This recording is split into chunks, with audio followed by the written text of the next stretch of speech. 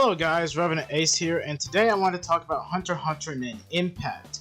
Specifically, I want to talk about some of my criticisms that I have about the game so far, from the footage that we have on YouTube, and from general content creators who have been discussing about the game, like Lotus Asakura, Cloud805, Justin Wong definitely has like the best footage so far because he went out to play the game. But I do want to address some of my criticisms about the game because it actually doesn't matter about like my main criticisms about the game. It's not about the graphics or the visual aspects about the game. It's about the actual gameplay that I have an issue with, and I want to address and express that criticism towards you guys because I want your opinions on this. I want your feedback on this. Because I don't see a lot of content creators actually talking about my specific criticism, and anytime I do bring up my criticism, I don't see a lot of people making good arguments to defend this, and I also bring up some other issues that will potentially come down the line, and we'll definitely talk about these scenarios that will involve the game in the future. So my main criticism about this game is that it's basically just a revamped Marvel vs. Capcom 3, but with Hunter x Hunter characters. I'm not trying to bash on Marvel vs. Capcom 3. It's just that the problem I have about this is that this is supposed to be a Hunter x Hunter... It's supposed to be a Hunter x Hunter fighting game.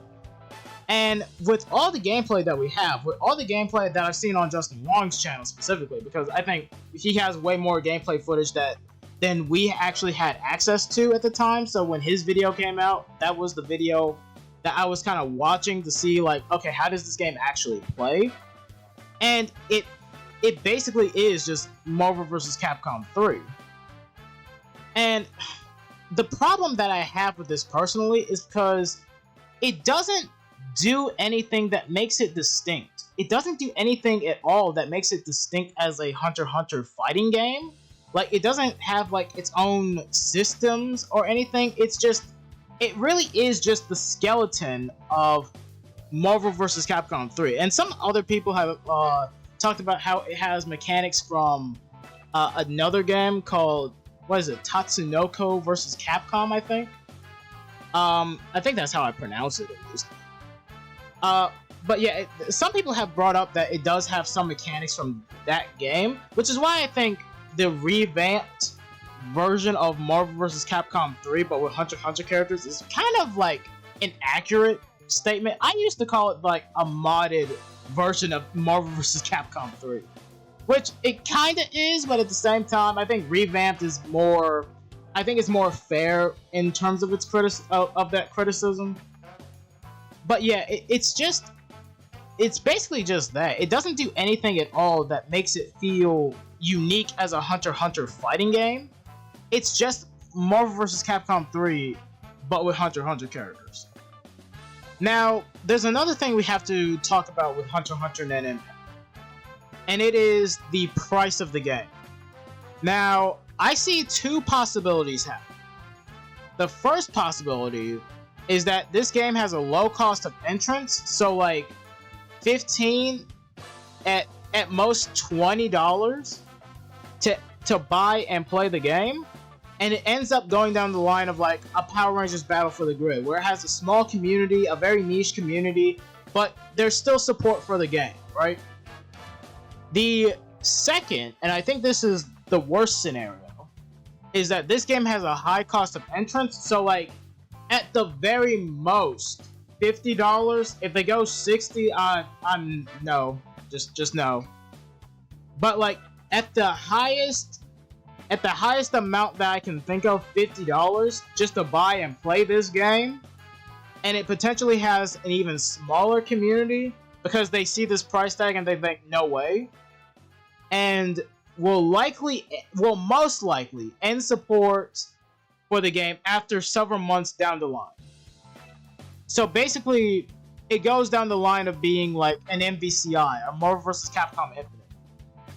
Those are the two scenarios. Now, I want to be optimistic about this, because I want to see this game succeed for this reason alone. I wanted to succeed because I wanted to encourage other developers to have a low to mid budget, like so a single A to double A gaming budget, while still at least providing something that can still be good. All right. And in this game's case, the budget for this game was like $650,000. I believe that's right. $650,000 was this game's budget. So definitely not a AAA game, but it's still roughly around single A to double A. I think it leans more on double A actually. And so I wanted to at least encourage more developers to go down this like double A budget game, but still a good product, right?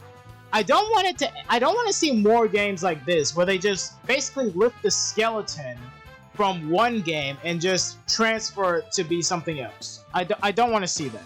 Now, in the end, this game is either going to live or die by its price tag.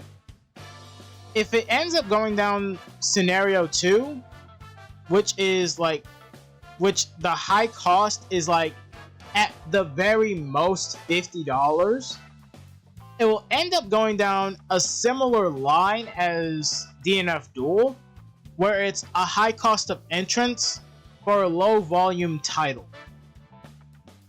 Now, if it ends up going down scenario 1, like the Power Rangers Battle for the Grid scenario, it will definitely be a niche game, but it will still be supported in the end, in the long haul, right?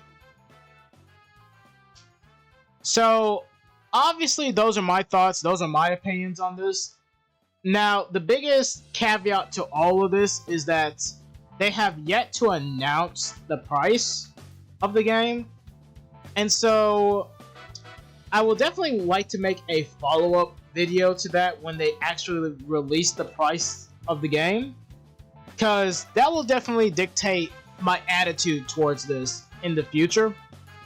So, you know, those are my thoughts, those are my opinions.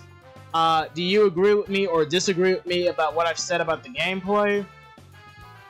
Leave your thoughts in the comments below, and until next time, see ya.